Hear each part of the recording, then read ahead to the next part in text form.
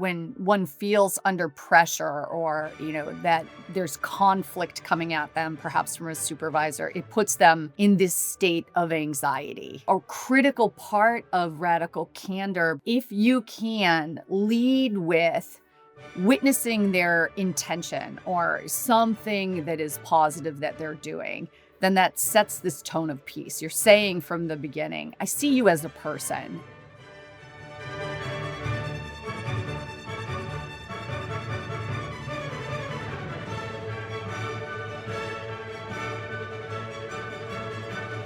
Welcome to the Science of Leadership, the podcast dedicated to helping you become a better leader. Here, you'll gain valuable knowledge, hear inspiring stories, and learn the scientific principles that promote exceptional leadership. I'm Tom Collins, your host, and I'm thrilled to have you join us on this journey to becoming a better leader.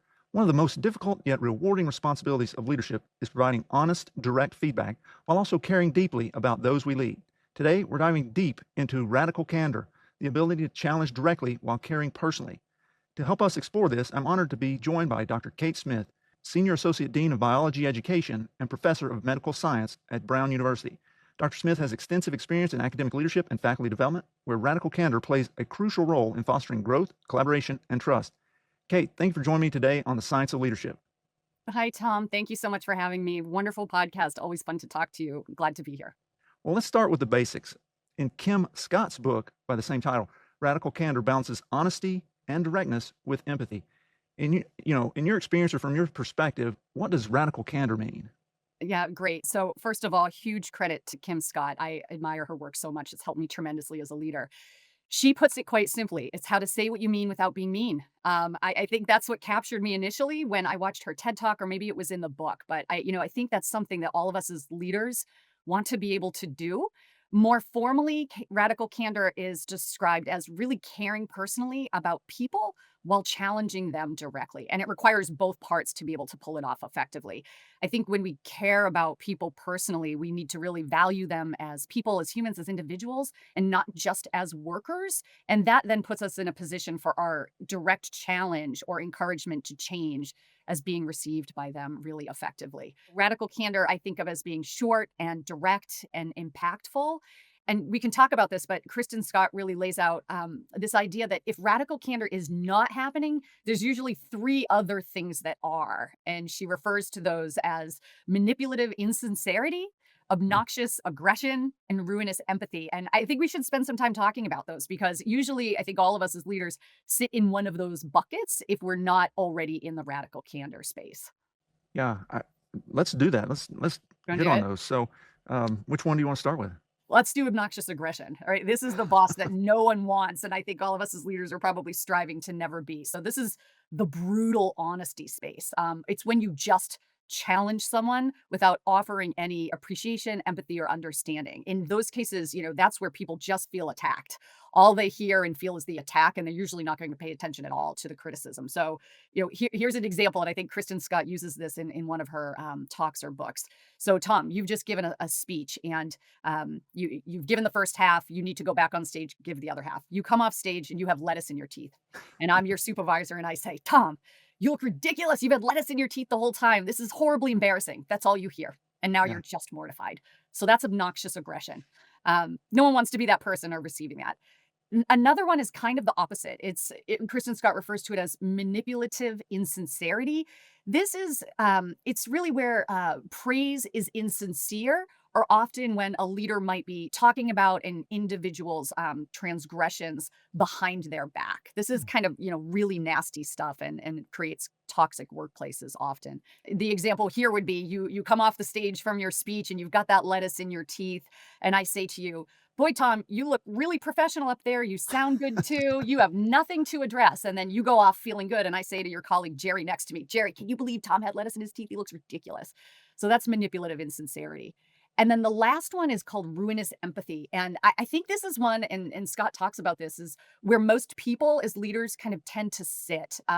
This is where your leader is a very caring person, almost to a fault. And, they're protecting their employees or their team's short-term feelings more than they are moving to direct them address directly. They don't want to hurt people's feelings, and so they don't say anything. And Scott really talks about this as, a place that leads to leaders' most regrettable mistakes, where they've just let poor performance perhaps go too long without Mm. addressing it. And so you come off the stage, you have lettuce on your teeth, you're going to go back on the stage, and all I say to you is, "Amazing, great job, you look super," and never tell you. Yeah. So I think it's worth looking at her work because she has this really nice grid of radical candor, obnoxious aggression, manipulative insincerity, and ruinous empathy, and they kind of are just really thoughtful buckets for where people tend to sit as leaders. Yeah. As I think about those, they each represent a shortcoming on the part of the leader. Obnoxious aggression is probably a lack of caring. If we talk about the, what is it? Manipulative insincerity. Manipulative. Yeah. Manipulative insincerity is a lack of character, right? Mm, Because you're, it's somebody who's two-faced and all that goes with that, duplicitous. mm. And and then the third, it's hard to say for sure whether it's in the competence bucket, maybe, but it may be in the character bucket in the sense of lacking moral courage, right? Because, I mean, we've all been in that situation where somebody does have spinach or lettuce or whatever in their teeth or a nose goblin or whatever it may be, right? And the easy thing to do is to say, well, I don't want to embarrass them by saying they've got this or whatever. So you'd rather them be embarrassed with all these other people by not telling them. You know what I mean? Yeah. So I think that all of those three that are negatives, that Kim Scott has really synthesized in a great way, reflect a significant deficiency on the part of the person. In this case, we're talking about leaders to actually act and behave and interact with others in a way that they should be. I think you're right, and I think when you start really thinking about these 4 buckets, a leader is it's imperative for the leader to take a look at themselves, perhaps in all aspects of their life, in all of their relationships. What are my habits and tendencies, and why may I be conflict averse in the spirit of ruinous empathy and sit in that space? It really takes you down a introspective rabbit hole, which is probably a good thing for leaders. Yeah. Yeah. Yeah. I live in the introspective rabbit hole probably. So, Yeah. well, I'm curious, you gave the examples, of someone speaking, but have you personally, I mean, I know you have, but can you share a story where this idea of radical candor really played out, and what did that look like? I have so many examples, and in fact, I was thinking about this podcast, and I was trying to remember what was the first time as a leader that I ever employed this, and I found my notes on that, and I recall I had read the book and watched the TED Talk and started to speak with some on my team about radical candor. Have you ever heard of this thing? Is this something we can try? What do you think? I'm always a fan of transparency. And I knew that there was one individual who would benefit from this, but, I was nervous to give that very direct feedback, and I was looking at my notes, and I actually wrote down exactly what I wanted to say because I didn't wanna get it wrong, and remember, radical candor, the idea is that it happens in real time and it's fast. You cut to the chase. You don't need to Mhm. talk about it for 5 minutes, you just give them the feedback. So this was a case where it was an individual who, very energetic, positive energy, really excited to be a part of a team, but was constantly missing deadlines. So I thought, okay, next time there's a missed deadline, I'm going to use radical candor and address it right away. And I was nervous, and so I wrote down what I wanted to say. And I was looking at my notes, and this is exactly what I said to this individual right after the deadline was missed. I said, I need to be honest with you. I need to be honest with you. Your missed deadlines are impacting the team's ability to move forward. I know you're capable of so much and you're an important member of the team. Let's talk specifically about what's getting in the way and how I can support you in meeting this expectation. And that was it. I don't know if I ended up saying it exactly like that, but it was 3 sentences and Yeah. it worked. I remember in the moment this individual they were just sort of shocked by this very curt and direct, yet I hope caring insight, and they said, "You're right." And it never happened again. I mean, it doesn't always work that beautifully, but this was the first time. And not only that, but they owned it and followed up with their colleagues and expressed some remorse for having missed deadlines and impacted them. So that was the first time that I've used this. I use it a lot with students, but I try to, anytime I can, let teams know that this is something we do. I'm trying to make it a part of our culture. So when I have a new team or a new committee or a new group or a new class, I try to introduce it, talk about what it is, why it's valuable, do a pulse check, who's heard of this, who would like to try it, and then we kind of all agree to try to use it together. I think when you have the fortune of doing that with a new team, you're setting common ground with them from the get-go and you're getting buy-in to give it a shot. And when you can do that, it for me, it has felt easier for it to be a part of how we work moving forward versus trying to kind of bring it in when you've never done it before. I think we should all try to do that anyway. But that was my very first example, and I'm happy to share some others as well. Yeah, thanks for sharing. And that's a great example. I think it reflects a little bit of the coaching mindset too in Yeah. there. But one thing that you did, I think that, or you do, that's valuable also is that you set expectations now with this idea, right? Like you don't just spring it on people out of the blue per se. You've set that up that this is how we're going to operate, and I think that setting that expectation probably makes it a lot more effective because people then understand, okay, here's what's happening, and I know the purpose behind it, Mhm. right? Yeah. I think that's true, and I think and maybe you've experienced this too in your leadership roles, when you have at least talked about new things that you're gonna do or the way that you're going to work together moving forward, there's often some resistance at the beginning. Not everybody will get their way, but at least you've talked about it and you've kind of agreed as a team, like, "This is how we're gonna try this." So when something down the line doesn't work out or there's resistance, you can come back to that agreement and say, we've agreed that we're gonna try radical candor. Is it gonna go beautifully every time? No, but we're gonna practice it. We've agreed to that, so that's why we're doing it. I think that that can be helpful. Yeah, Yeah. absolutely. I can say that that's something that that I've done over the years. I've learned. So, as an attending physician, I have trainees, and we will be on rounds. And I come from training in the Northeast, where it was very direct. In a different time too, right? So it was very aggressive, direct, no polish. And, and as someone who's from the South, I've tried to polish it a little bit, but I tend toward that sort of Northeastern kind of approach, or have in the past. And so I can say that, I mean, I remember, you being on rounds and, hey, what do you think the diagnosis could be, this sort of thing or whatever, Mhm. and being much more direct, right? Um, Without necessarily having the radical candor component of how can we work on this together? How can I help you? What do you see as possible options? Those sorts of things. And and so and increasingly with younger generations, there's this sense of, the anxiety and things that we're seeing. And so that now I set the stage. Okay, when I ask you a question, I'm not trying to make you feel bad or make you look dumb. I'm trying to figure out what you know so that I don't waste both of our times talking about something you already know, right? Mhm.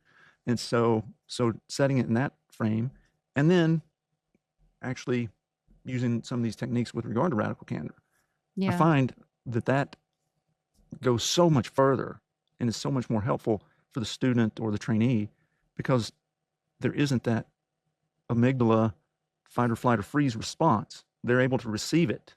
Mhm. Whereas if I'm just being, Philly sort of maneuver, then the response is a totally different one that actually isn't as helpful. It's important, now science will tell us, is actually important to have some degree of increased sphincter tone. A little bit of anxiety actually improves our performance and our learning.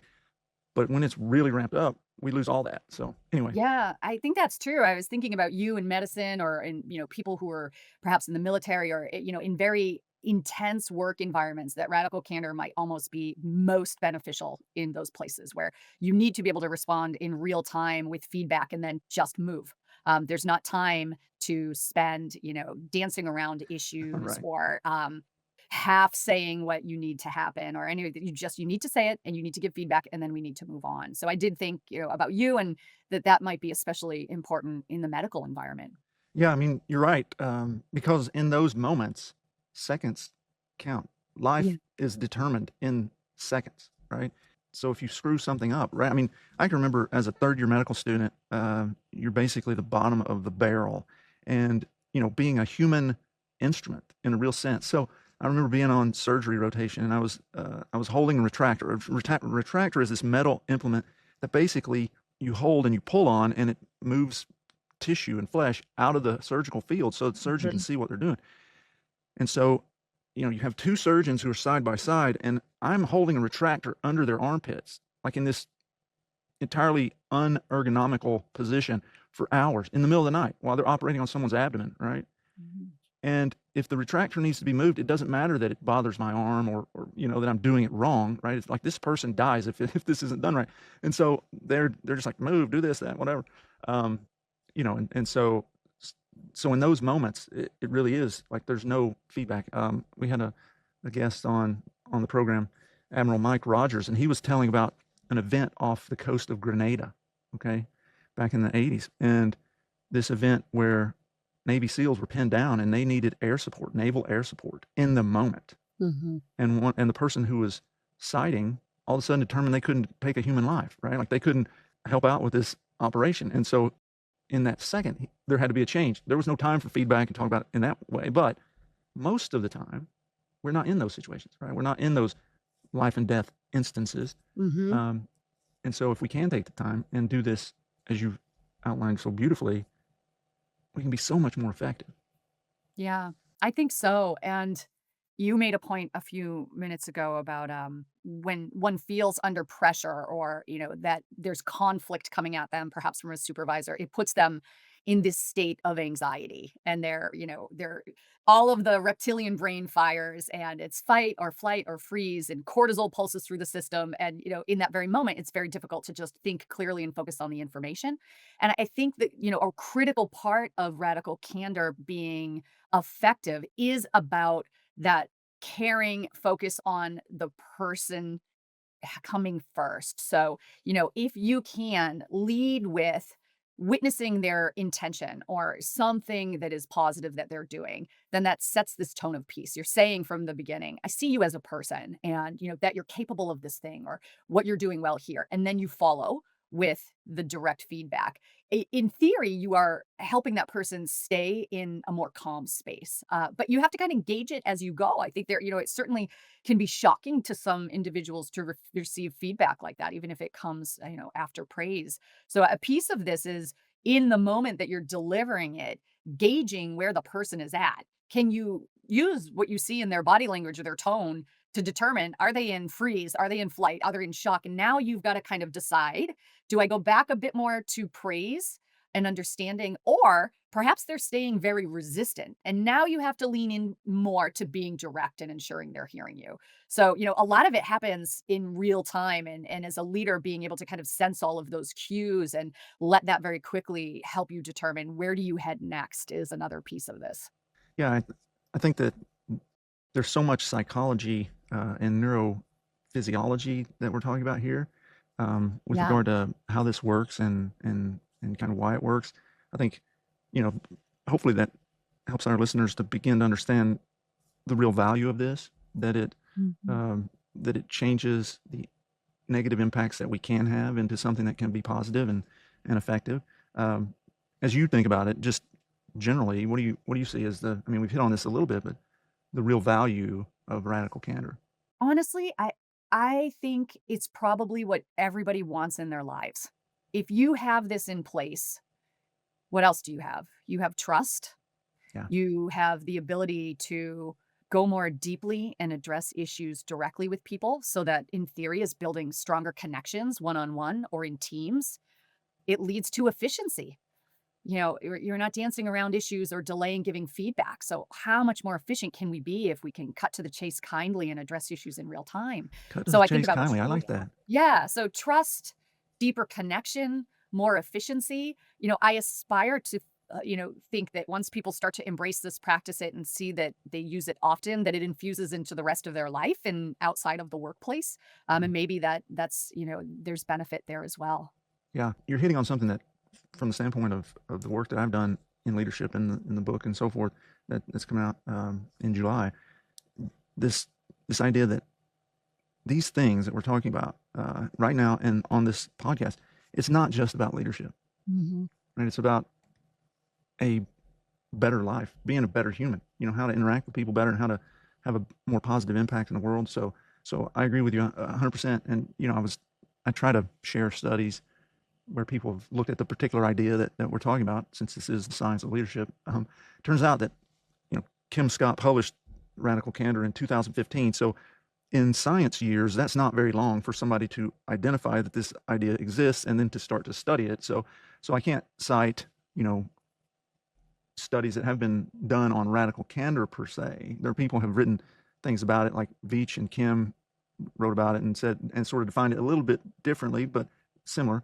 Proactive and compassionate engagement with unpleasant and direct feedback. So that's how Yeah. they defined it. But I was able to, just like you were hitting on trust and so forth, we can look at the components of radical candor, and people have studied those. The Mhm. idea of transparency and empathy. I think that's in my mind, that's what radical candor is. It's this collision, if you will, or collision is probably too violent a word, Union, melding, marriage. marriage, that's good. Union of transparency, being honest, Mhm. forthright, no duplicitousness, and empathy, right? And so those have been studied. And so if we look at transparency, a lot of studies have shown that transparency, we can call that honesty, we can call it forthrightness, whatever term you want to use, but it creates an environment of, just as you said, trust. It fosters psychological safety. Mhm. And listeners will have heard me say the name Amy Edmondson before. Yeah. And so she's a Harvard professor who's really studied this idea of psychological safety. And her studies have shown that transparency is vital for creating that in an Mhm. organization. And it's imperative when it comes to collaboration, innovation, performance, all the things that people say they want in their organizations, right? And Mhm. then if we look at empathy, that's been studied a lot, and a lot of positive impacts with regard to empathy. There was this study in 2019 of 257 participants, and Koch and colleagues found that job satisfaction, innovation, and overall performance were higher among those employees who had empathetic leaders. So there Mhm. are some of the scientific data that I could share, but that's really just touching on that a little bit. Um, Yeah. I was wondering, Kate, how do you see leaders often get this wrong?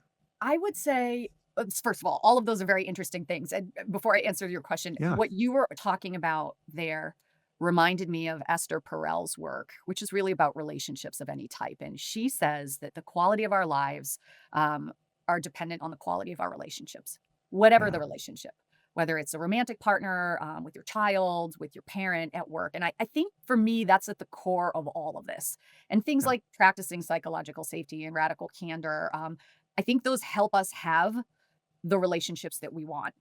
And if our relationships are high quality and there's peace and ease and honesty and connection, I think everybody feels really good when that's going on. So sure, anyway, yeah. I appreciated everything that you just said, and it just reminded me of Esther Perel's work. Where do leaders get radical candor wrong? I have a couple of thoughts on this. You can't fake the empathy part, Right, right? yeah, You can't, and that piece is so critical. You can't say to your direct report, in the spirit of radical candor, you really suck because you missed so many deadlines. That's still being a jerk, right? right, So I think really trying to make sure that you are authentic and genuine in your care for your teams. And maybe some leaders aren't, but I don't know that one can, really reach the pinnacle of their leadership ability without that. So I don't think you can fake the empathy part. I feel like for me, to be able to bring radical candor to my groups and teams, I had to take a really hard look at myself first and make yeah, sure that I was receiving radical candor and seeking it out and, on the receiving end of it so that, I could be better. One of the things that I'm doing right now is studying the Stoic philosophers. I find it yeah, fascinating. And one of their practices, like Marcus Aurelius or mhm, Epictetus, was to set the tone for the day in their work lives and then review the day at the end of the day. So, I think leaders sometimes might get this wrong if they're not prepping to do it well and then reviewing how it went and tweaking based off of that. We're all very busy as leaders and sometimes we're very focused on the work and the product and the output and the deadlines, but the real work is in those interactions with individuals. So I think studying yourself in how you deliver it. And then the last one is, don't forget that praise is an equal part. We think about radical candor as using it to offer critical feedback on an issue or a problem, but you should use it exactly the same way to offer praise in real time when you see it. So, radical candor can come in the form of saying to someone after that meeting, you know, um, I see that you're working really hard at this. I wanted to let you know that the way you're communicating seems really polished and thoughtful, and you're doing a great job at that. Thank you. So, making sure there's some of both happening and just not forgetting about that piece too. yeah. Yeah. The thing you've just shared there is radical candor doesn't necessarily have to be negative, right? Like there's Yeah. this, as we've been talking, there's this sense of, okay, there's a problem and I'm going to approach it, this feedback, but it's really important. I'm hearing you say just then, it's really important to have radical candor with regard to positive feedback too, right? Yeah, I think we have to do that, and sometimes I see leaders who are trying to practice like bringing radical candor to their teams as a supervisor, where maybe there's one individual there where there are a lot of challenges, and they're using this regularly, and they're very focused on, well, this individual just there's challenges with them. You can, as a leader, perhaps have tunnel vision on those challenges, but even that individual, every now and then, is going to get something right. And they deserve that praise in the form of radical candor in that moment. Even if you, as a supervisor, are kind of overall frustrated with Yeah. them and you're trying to work on things, don't forget that because, at the end of the day, they're human too, right? It's not black and white. Often these things are very gray and people deserve the praise, even if it is deserved less frequent than the criticism. Yeah. Right. I mean, you have to establish an environment where it's not, oh no, here they come to tell me what I'm doing wrong all the time. Exactly. Yeah, you said Yeah. that really well. That's exactly it. Yeah. Yeah. Well, Kate, those are some great practical, thoughtful ways that, we can work to do this well. Well, Kate, some of the components I've read that are important with regard to radical candor, in addition to those ones that you just shared. Number one is a genuine intention to help and not Mhm. to harm others. Yeah. Um, I think that's so important. Certainly, there are people who are out there. We've all experienced them. Who it seems their intention is very much to harm others with regard to feedback. So, Yeah. having a genuine intention to help people, make sure to use concrete examples of Mhm. things that people need to address. And so, you were at the outset talking about, lettuce in someone's teeth. I mean, that's a concrete example, right? Or hey, um, your presentation is highly polished. Maybe it was a little too technical. You may have lost some of the people with the technicalities that you included. Might be an example of that. The third, being willing to clearly express your emotions, and that is to really focus on demonstrating that you care about the person, which gets back, again to number one, this intention to help people instead of harm. That's born out of this idea of caring. So that would be the third, and then the fourth. And golly, this is just universal for leaders in general. So this is a major take-home point for anybody listening. Be able to question your own assumptions. And that really Yeah. gets to our cognitive biases, which we've touched on quite a bit on the science of leadership, especially the fundamental attribution error. So question your own assumptions. I love that. I'm glad you said that. One of curiosity as a leader is so important to me, and I'm still growing in that space. I think there's a twist on radical candor, which could be radical curiosity.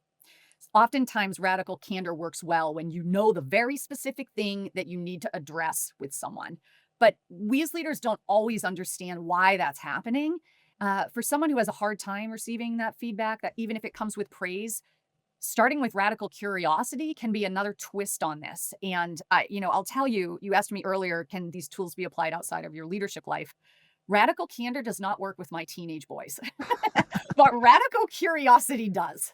Yeah, Help me understand, or I noticed that, or, what's going on here as a way to get to the how and the why and offer some insight, but not necessarily doing it in an authoritative way. So I think you are right on about that. We don't always know everything. yeah, And if something is brought to us, there's usually another side of that story or multiple sides. So I think the curiosity is a huge part of this. And I like to use radical curiosity in addition to radical candor for exactly the reasons that you just yeah. mentioned. I think that's brilliant. What I'm hearing is, what is this, 2025? 2028 on a bookshelf near you, Radical Curiosity by Dr. Kate Smith. That's going to be a good one. I'm looking forward to that already. Yeah, well, you'll co-author it if it happens. uh, Yeah. I would say that our, executive leadership training program that we went Mhm. through there at Brown really helped me to develop a lot of these skills, including this idea of, uh, I don't know that I'm radically curious yet, but I'm working on it. But a lot of these skills with regard to radical candor, the ability to be vulnerable in ways like Mhm. to do really kind of silly things. Jeff and I laying on the floor in that room and Oh, looking up yes. ceiling and acting like we're seeing clouds and that like that. That was just insane. But to be able to do that, set aside my assumptions, Yeah. be able to in the moment really be concerned about the other person Yeah. without relinquishing that goal of really helping the other person. Right. Um, Yeah, I think we learned a lot of great stuff there. They taught us, and I think it's so true, that a coach perceives the coachee as creative, resourceful, and whole. And I think, being a leader, if you are working towards radical candor for your teams, keeping that in the back of your mind is helpful because I think oftentimes people do have it within them to find a way to course correct when there's an issue. And so if you can perceive them that way as creative, resourceful, and whole and empower them with the criticism or the feedback that you've delivered kindly to find a solution, time and time again, I think people surprise you when they're able to do it. Yeah, that's really Yeah. helpful, and I think a great way to close out our conversation today. Kate, as always, great to get to talk with you. It's been a pleasure to have you on the Science of Leadership today. Thanks for joining me. Thank you, Tom. The pleasure is mine. It's humbling. I'm such a fan of the work that you're doing. It's really important. So thank you so much. Thank you for joining us on this episode of the Science of Leadership. We hope today's discussion has inspired you and given you valuable insights to help you become a better leader. Remember, leadership is about helping those we lead do great things. It's a journey of continual growth and learning. When we embrace that journey with curiosity, courage, and humility, we can confront challenges, overcome barriers, and foster environments where everyone can succeed. If you enjoyed today's episode, be sure to follow or subscribe, leave a comment, and share it with others who are passionate about leadership. Until next week, keep leading with character, competence, caring, and communication. This is Tom Collins. Let's keep growing.